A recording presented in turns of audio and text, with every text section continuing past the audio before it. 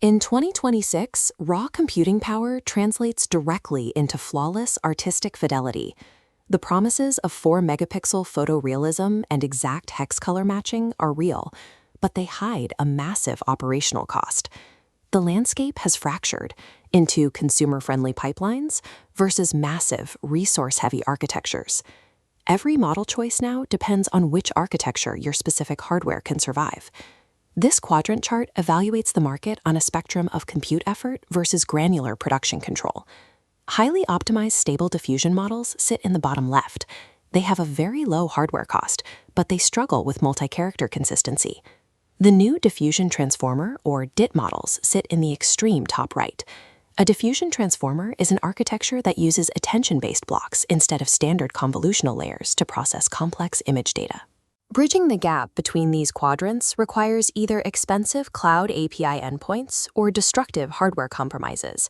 Successful production requires defining your operational limits before writing a single prompt.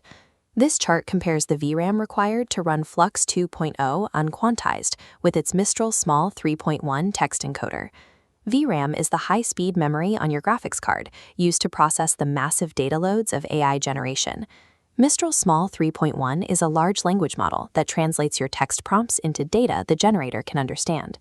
That high barrier to entry results in unprecedented spatial reasoning and complex typography. Most local users must rely on 4-bit NF4 quantization. Quantization is a technique that reduces a model's memory footprint by lowering the numerical precision of its weights, which often degrades subtle image details to fit on consumer cards. The primary alternative is Stable Diffusion 3.5 Turbo, which uses adversarial diffusion distillation, or ADD. ADD is a training method that allows the model to generate high-quality images in just 4 inference steps. It runs effectively on local hardware, but it often sacrifices dense prompt adherence. Hardware constraints force a choice between accepting degraded quantization on heavy models or accepting looser control on fast ones. Commercial studios face a higher standard. For these teams, brand consistency and exact character posing are mandatory. Achieving this with Flux.2 involves implementing the ControlNet union inside a ComfyUI node workflow. ComfyUI is a node-based interface that allows users to build custom generation pipelines by linking different functional blocks together. A single checkpoint can process pose, depth, and edge control simultaneously without requiring a mode switch. This workflow injects control hints into double-stream blocks, causing localized VRAM spikes. Double-stream blocks are transformer layers that process text and image data in parallel before fusing them. This complexity provides the absolute precision required by professional art directors, even if it alienates casual users. Ultimate production control now depends on a user's willingness to build and manage complex node infrastructure. Enterprise fine-tuning requires teaching a model new subjects without causing it to forget its original training. This schematic shows pivotal tuning on diffusers. Pivotal tuning is a method that teaches new concepts by inserting new tokens into the text encoder rather than altering the base model weights. This allows for enterprise-grade personalization that can run efficiently using CPU offloading. Engineering teams must build rigorous quantitative evaluation loops to prevent overtraining. Metrics like clip directional similarity and FID scoring are mandatory to measure ROI.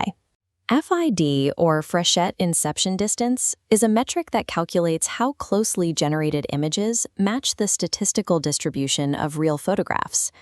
Custom fine-tuning has evolved into a strict software engineering discipline, requiring dedicated datasets and math-driven evaluations.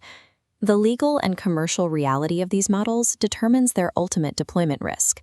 Stable Diffusion 3.5 Large Turbo carries a strict $1 million annual revenue cap for free commercial use. In contrast, Flux 2 Dev has non-commercial caveats that force successful startups into enterprise license negotiations. Licensing structures are the most direct path to bankruptcy for a scalable AI product. This decision tree matches your primary constraints to the correct 2026 stack. For the local optimizer, hardware limits suggest sticking to Stable Diffusion 3.5 Turbo or refined SDXL checkpoints. This path provides 90% of the visual fidelity for 10% of the compute cost. The era of commercial studio, brand colors, and multi-reference consistency require a pivot to Flux. The ability to guarantee consistency justifies the overhead of high-end GPUs or cloud API costs. For the enterprise deployer, licensing risk and scale are the only metrics that matter. These teams must weigh revenue caps against enterprise pricing and invest strictly in FID scoring loops. The era of one-size-fits-all generation is over. Success in 2026 belongs to creators who align their business goals with their architectural constraints.